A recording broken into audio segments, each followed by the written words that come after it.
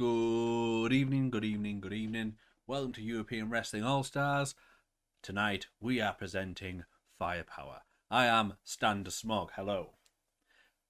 Tonight, bit of a gamble. Maybe one of my most disappointing things as booker so far, probably my biggest mistake, is this is my second event in a row where the Universal Championship has not been defended. That definitely makes me look bad. But I'm trying to set up for All-Star Extravaganza, the next event, which is basically my WrestleMania, and I'm trying to set it up with a really hot main event storyline, which I'm hoping to do today.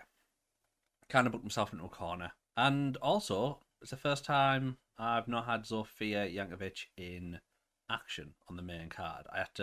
I've got her in an angle, and I put her in a dark match as well, which actually got a really good rating, it turned out. Got 55, considering I basically put her in a squash. But yeah, so this is kind of a little bit of a throwaway show, unfortunately. But it's a gamble, it's a risk, but I'm taking it. Never mind. But what we're going to do, we're going to do something different to start us off. We're going to have dueling promos. Imagine watching the iPay-per-view, because it is on a streaming service, and you're going to open up with, first of all, you're going to get Eva Berlin, and behind her, let's say on this side, you got Crusher von Steinberg. On this side, you've got Kronos the Conqueror, and then in the middle, right behind her, with the belt held high, is Demolition Drebin, the EWA Universal Champion. And she's going to say, Paolo Gandalfini, you made a foolish challenge, and you think, even with the might of Hercules and Cruz the Revenger, you three alone can stop the Masters of Evil. That was a foolish idea. But we will accept. We accept all your conditions, and be aware the Masters of Evil is at full strength, and we will rid the landscape of the EWA of all three of you do-gooders. Once again, EWA will fall under the influence of the Masters of Evil. Just very quick, just to set up tonight's main event, and then it cuts to a lighter environment somewhere backstage, and we're actually going to get Paolo Gandalfini in the middle. On this side, Cruz the Revenger. On this side, Hercules. And he's going to cut a long promo here. He's just one voice in each section here. And he's going to say, Demolition Drebin, you're the last piece in the puzzle.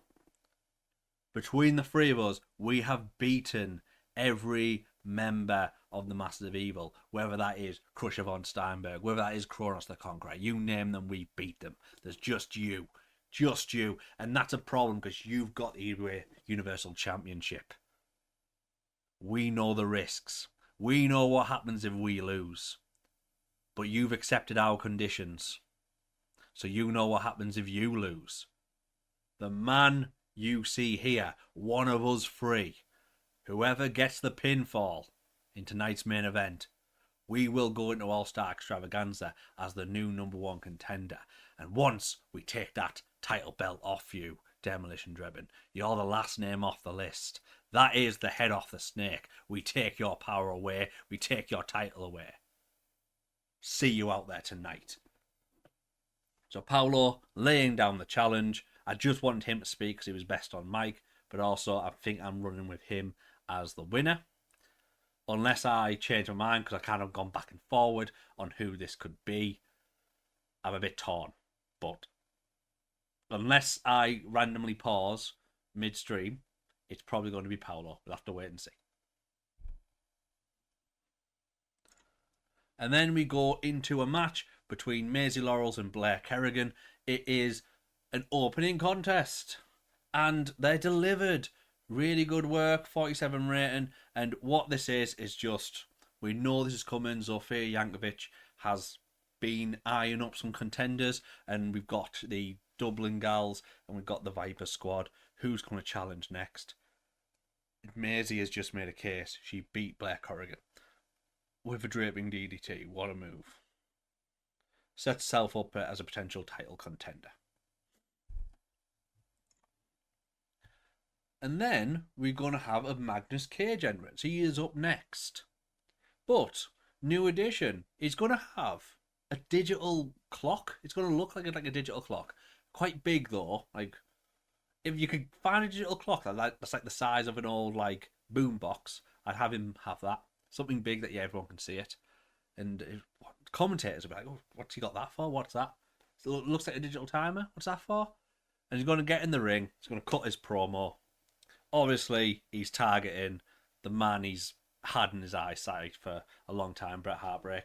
Bret Heartbreak, he says, tonight you defend your Intercontinental title once again. Not against me. Not against me. You seem to be ducking me. But you are defending it against Michael Gregory. And I hope he beats you in the ground. And I hope he takes that title. But let's state the obvious. You were scared. You are running from me. But it's okay. Because I'm a patient man. And, well, you see this?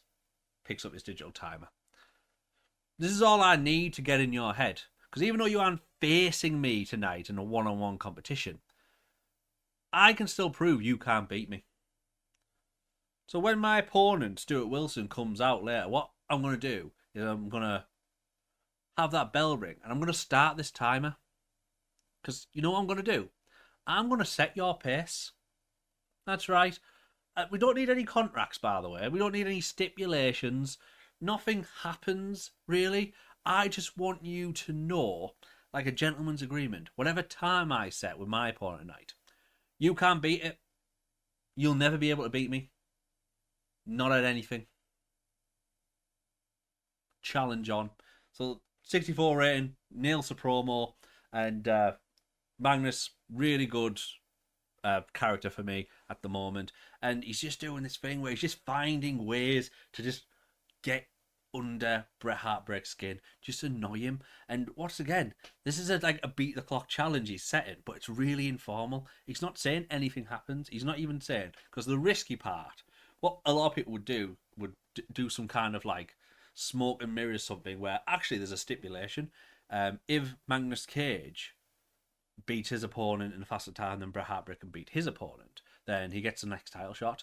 This isn't that. Magnus Cage, I don't know if you can kind of tell what's been going on, but Magnus Cage, despite him being victorious and despite him constantly cutting promos on Bret Heartbreak, he's not ever challenged him. He's not said like, "Oh yeah, me and you next week" or anything like that. But yeah, he keeps saying, "You're ducking me, you're scared of me, I can beat you," but he's not making that challenge. So you're starting to get to the thing where you're just trying to annoy him. You're not trying to actually wrestle him, are you? Maybe you're the one ducking him, at least until you feel like you've got him sufficiently angry. So yeah, he's delivered there, and then in a very basic contest, it's going to get a good rating because Magnus Cage is one of my best. But yeah, he beats Stuart Wilson, who's just one of my undercard guys. He's got to beat him with submission with a figure four leg lock. And look at that time, 7 minutes 31. So I want you to imagine, as soon as that bell rings, he's going to release the hold. He's going to crawl over. He normal who's would have left that on, maybe add some insult to injury, but he has one priority. He's going to go stop the timer. So he crawls over, stops that timer, and then obviously it'll be a few seconds out given what's happened. So it might be like 7 minutes 37 or something like that. And he's going to hold it. It's like, "You're going to beat this, Bret. You can't beat this time." Yeah, he might kiss it or something like that. What have you. Right, so then we go to our next segment.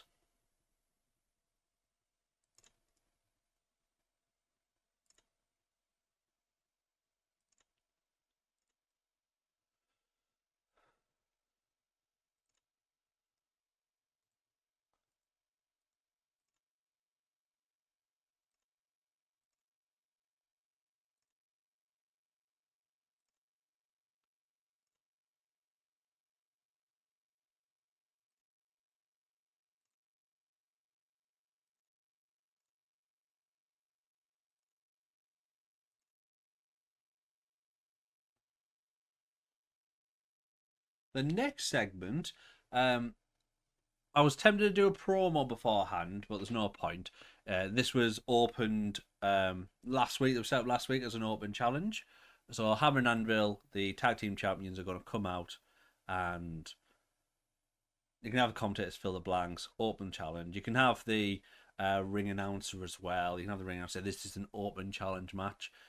Hammer and Anvil extended an invitation to any tag team in the world and their opponents. And then out is going to come a new tag team. It is the team of Fabian Schwartz and Hans Picard, the Burn Boys. I poached these. Well, I say poached, they still work for the other team, but I'm the bigger promotion and I've just signed them. So they're going to prioritize me now. And put it this way, their profiles both respectively say that when they started this tag team, the VWA, who's another promotion in Europe, purposely built a tag team division around them. So they're quite important to VWA, I'm afraid. But I've been a bit naughty. But yeah, they're going to come out, and they might be reasonably well known if wrestling fans in the area do follow other promotions in Europe. Like, oh yeah, Burn Boys. And I want them to look good. So I know this wouldn't have had much heat because this was their debut, and I've just noticed that both of their gimmicks got a great rating. I've got them as like baby face, proper blue chipper, blue eye kind of baby faces, if you know what I mean. So yeah, they're gonna come out, hopefully get a decent reaction, and then put in a barn burner performance. And you can see that the Hurst and Kramer, I've underrated them a little bit, I think. They are definitely better. It's just tag teams are a bit limited. I'm hoping to change that with some new inclusions like the Burn Boys. I've actually got a new tag team, I'll show you at the end, that I found on the indie scene. And I just needed some like extra tag teams to act as jobbers sometimes, basically. And I found ones that had a pre-built gimmick that looked fun. So I just bought them on. And they've actually had a dark match and did all right, you know. I'll show you them at the end. But yes, so after a decent performance, going to fit right in. Burn Boys are going to go 12 minutes with Hammer and Anvil. I've told them to go all out here, try to have the best match possible, and it's paid off with a segment rating of 52. Now, what's going to happen for the finish? Now, the key thing here is Hammer and Anvil have been dominating, haven't they? So this is going to be the first time in a while they've looked like they've struggled. Burn Boys are going to get on top of them. It looks like they're going to steal the victory a couple of times. And in the end, what happens is Marianne at ringside gets involved. It's a brief distraction, and then Nicholas Kramer is able to get a roll up and maybe even a handful of tights to beat Fabian Schwartz. Oh, are the unstoppable tag team sweating for once? Are they under pressure?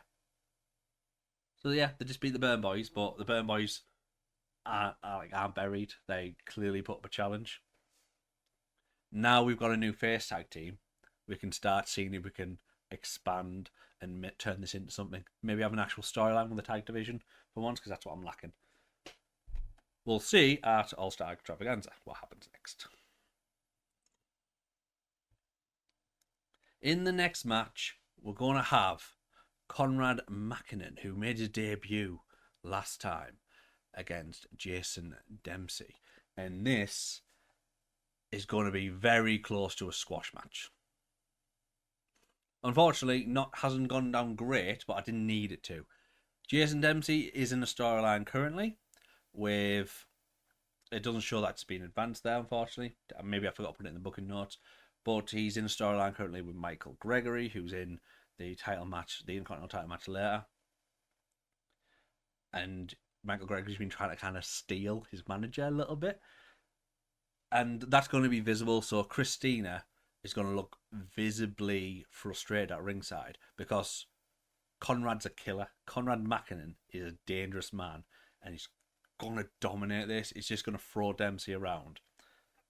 And Dempsey's going to get like a few bits of shine on and just like sort of flurry of moves, goes for a pin, looks hopeful, but Conrad's going to kick out at one or something like that. He's just going to look unstoppable. And then what's going to happen is Christina is going to get frustrated and leave ringside. She's going to head to the back. And that's enough because Dempsey's attentions is slightly divided. Looks away. As soon as he turns back, nailed by Conrad, put into the Swedish grapevine and passes out. And Conrad picks up a victory. Now, since Conrad has very much the look of Sam Shaw, or whatever he's called in WWE at the moment, I forget. But yeah, I imagine he's got the same kind of like Dash choke-esque standing choke. So I would imagine him putting Dempsey in it. and bell gets called, and then each side just drops Dempsey. Dempsey crumbles flat, and he remains standing, just staring out. It's done. Conrad, I have plans for him, hopefully, and yeah, let's see how it goes. And then we get part 2 of my women's action tonight as the veteran Viper McKenna, who has recently told me she's retiring. Unfortunately, she has 3 months left. But it has worked out quite well. Unfortunately, it was never going to be a time when she'd be the star, so I just want to get her working with younger people now. But in the end, Cassiopeia is going to pick up the victory against Viper with a Scorpion Deathlock, no less. Very good rating, 49. And once again, just an open contest. Veteran versus, at this point, a potential top contender.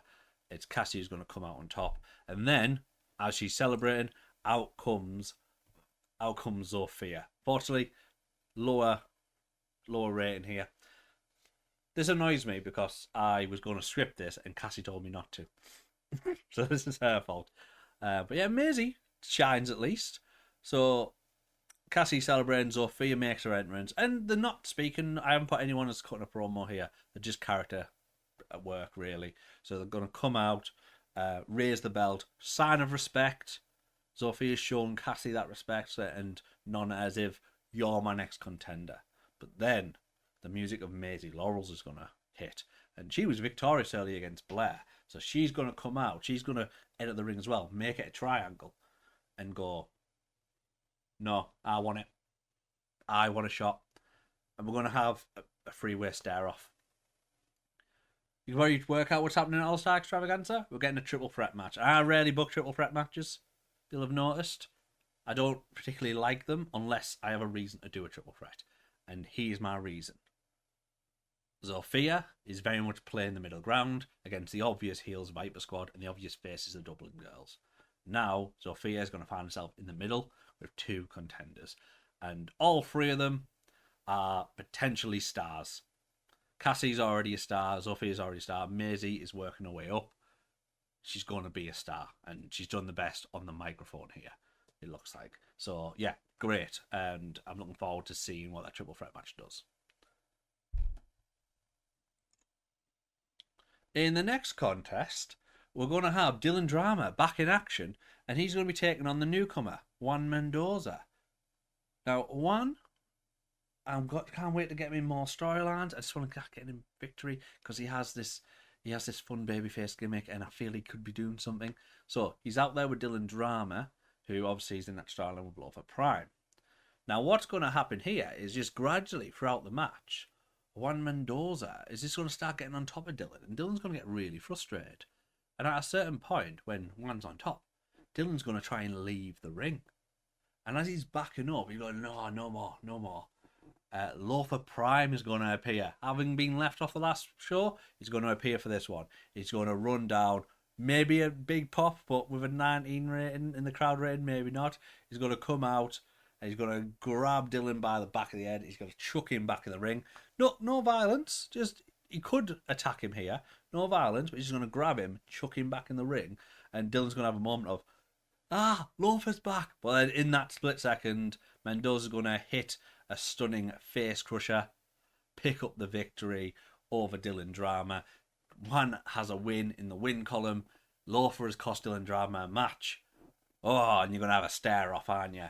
Dylan and Lofa are going to be staring off each other. Dylan's going to be annoyed because he thought he was rid of Lofa. Lofa's going to be there.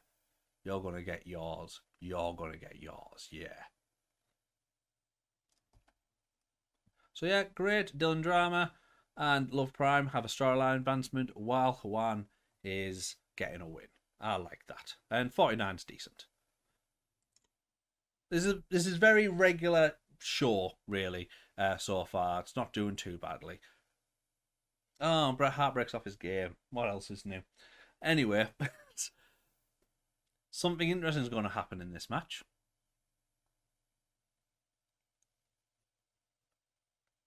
Michael Gregory. This is a bit tricky because I wanted Bret Heartbreak to be on the show, obviously. I didn't know if I wanted him to defend the belt per se. So I was toying with a few ideas.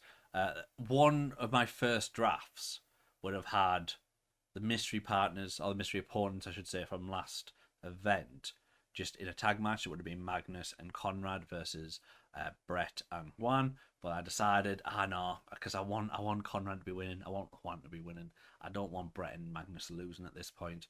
So I just thought, I'll tell you what, I'll separate everyone out. And I'll go from there. So it just ended up with who can face Bret Heartbreak. And Michael Gregory has had a bit of a win streak. He's got hot momentum.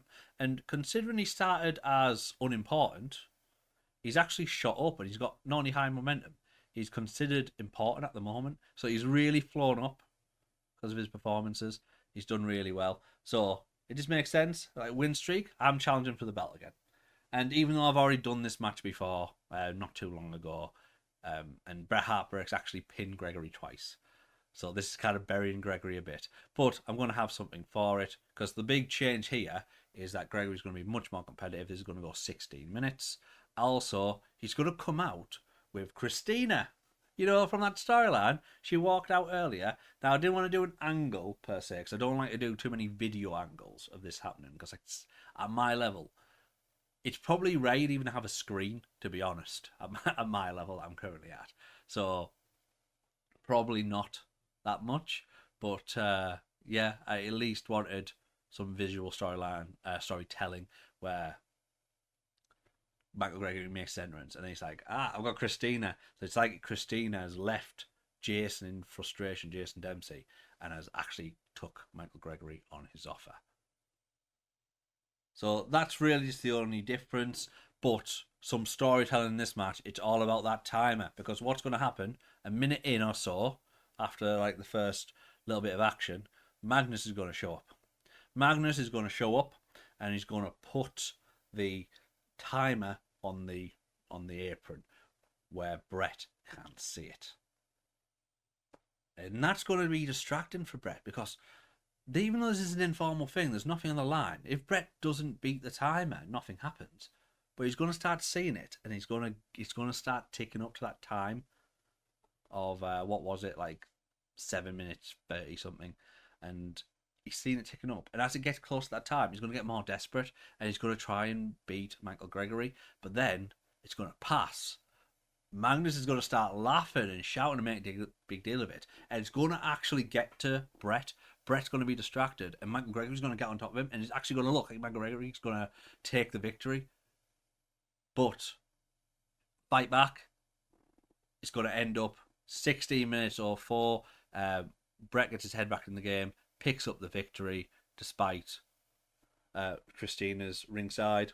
She's not really going to be doing anything while there, to be honest, which is going to make things interesting for her, because Michael Gregory basically went, come with me, I'm a winner, and he's just lost.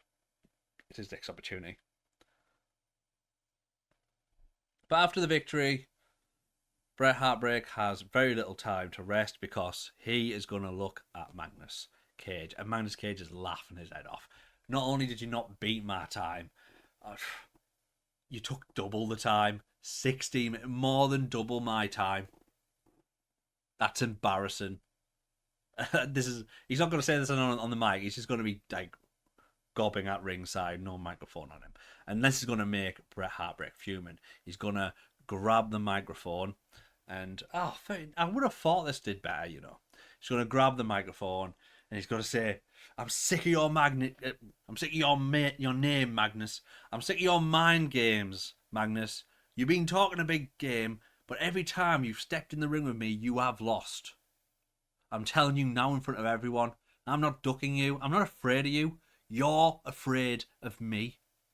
You want this. You want this belt. Step up right now. You get in this ring. You try and take it from me. Now, at this point, his dad, Byron, you know, the commissioner, the general manager of EWA, he's going to go, whoa, no, son, I taught you better than that. I told you before, Bret, this is a business. You do things for the business. You don't give in to emotions. I've told you this before, so you will not be fighting Magnus Cage now. But you, yeah, Bret, you think with your head, but you wipe that stupid grin off your face, Magnus. I'm not impressed with you either. At no point have you come to me and you requested that match? You'd rather play your silly little games than actually make the challenge that means something, which is 1-1 with Bret Heartbreak. So I'm going to do it for you. If you want it, time to step up. Next month is EWA All-Star Extravaganza. And if you want it, if you've got any guts, Magnus Cage, you sign on the dotted line. Bret Heartbreak, Magnus Cage, All-Star Extravaganza for the EWA Intercontinental Championship. There you go, there's the announcement. And what Magnus has no excuse, so it's exactly what I was saying earlier. It always seems Magnus just wants to play mind games. He's trying to get into Bret's head.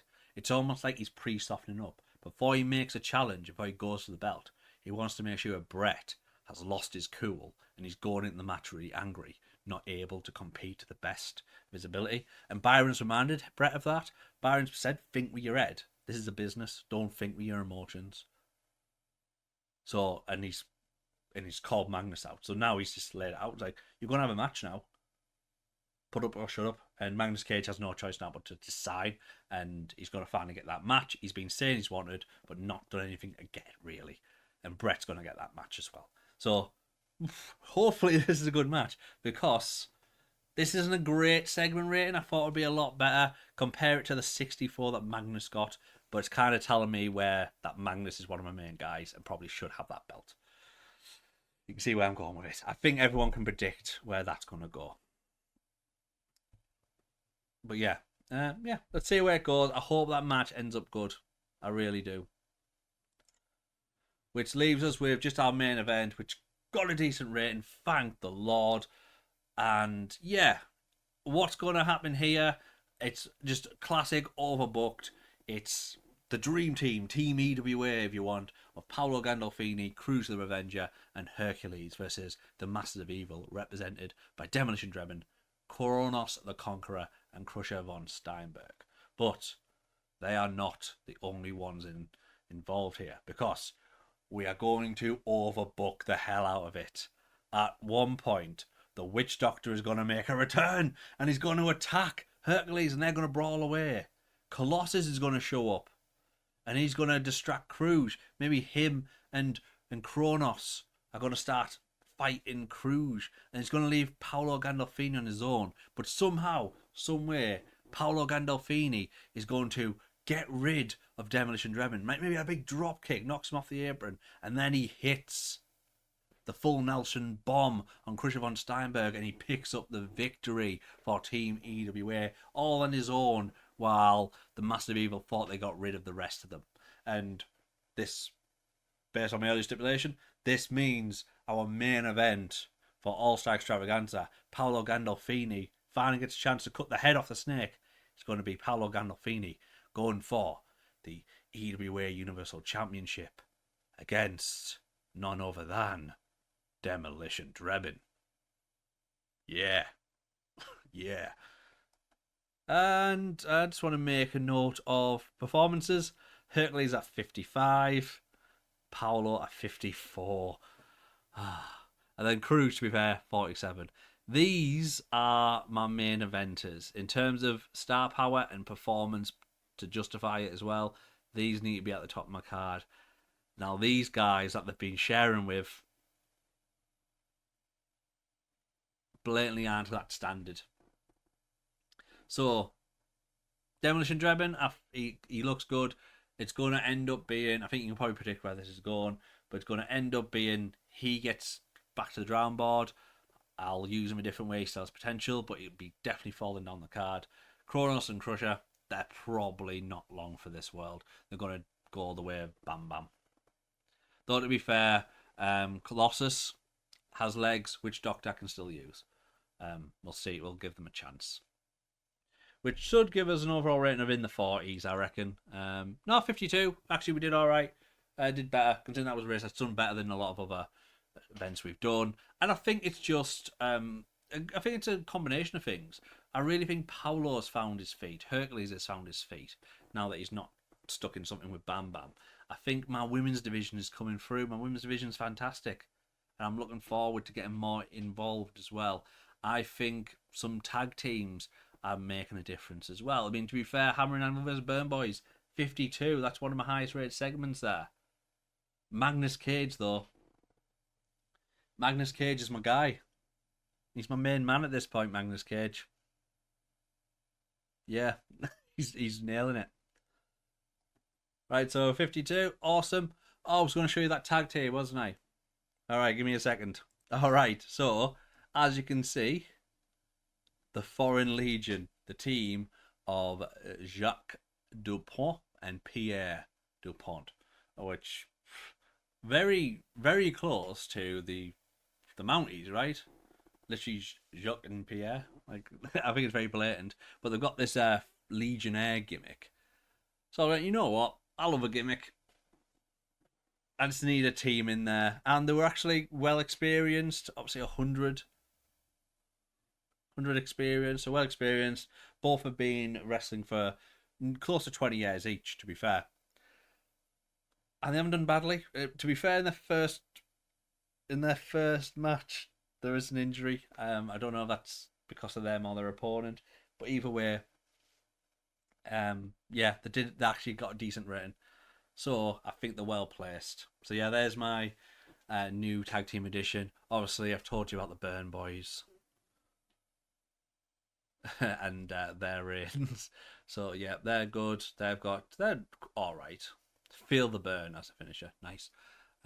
Which adds to Colossal Conquest. So I imagine they'll be. I can at least build Colossus, so they're probably getting a tag team. Future X is still a thing. Obviously, Hammer and Anvil are nailing it. They've nearly been champs for getting close to 2/3 of the year. This team I don't really know how to use. Blair, they're probably not long for this world. Team Black Canvas, obviously I'll start using a bit more. These I've not used, but they've got a history. So I'm thinking, it looks like that's who Hammer and Anvil took the belts off, so I might bring them back. Apocalypse Riders, you know about them. I'm trying to use them on dark matches. One of them is in my creative team because he actually has really decent creativity. I just need to get them to the point where I can use them on main shows because the ratings are terrible. Dublin Gals, you know. Valhalla Born, I've shown you before. Viper Squad, so you know. There's one more team. You can't see them because my face is covering them. That I've added. I'm not showing you yet. You're going to have to wait. But yes, we'll see. All right, well, thanks very much. So, overall, you're going to see my dark matches there. But yeah, you're going to see...